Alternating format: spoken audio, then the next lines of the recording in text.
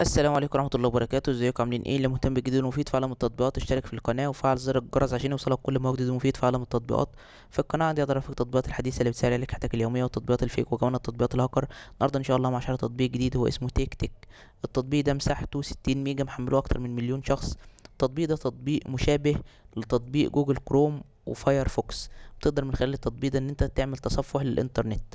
تقدر تعمل تصفح مرن وسهل وخفيف.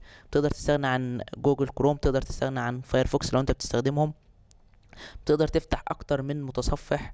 بتقدر تخفي المتصفح بتاعك. تخفي سجلات البحث اللي انت بتعمل البحث فيها.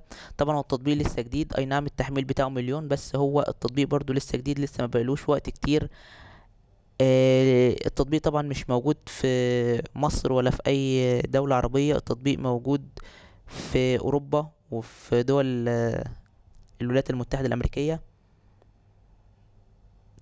هو تطبيق جديد، لو الناس جربوه هيحبوه لانه تطبيق لسه جديد. التطبيقات الجديدة اللي هي بتبقى خاصة بالتصفح بتكون في بدايتها بتكون سهلة وسلسة ومرنة، وبتقدر تديك كل المميزات اللي انت محتاجها عن التطبيقات اللي بتكون قديمة، لانه بيكون تطبيق جديد فبيحاول ان هو عايز يثبت نفسه وعايز ينتشر بسرعة، عايز الناس كلها تشكر فيه، فبيديك كل المميزات وكل الامكانيات اللي هو بيقدر عليها. كمان التطبيق ده مدعوم بالذكاء الاصطناعي.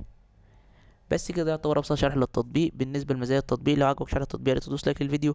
لو عايز شرح تطبيق معين يا ريت تسيب لي في الكومنت. لو شفت ميزه او عيب للتطبيق فاي تحديث من التحديثات القادمه اكتبها في تعليقات الفيديو. شكرا، سلام عليكم.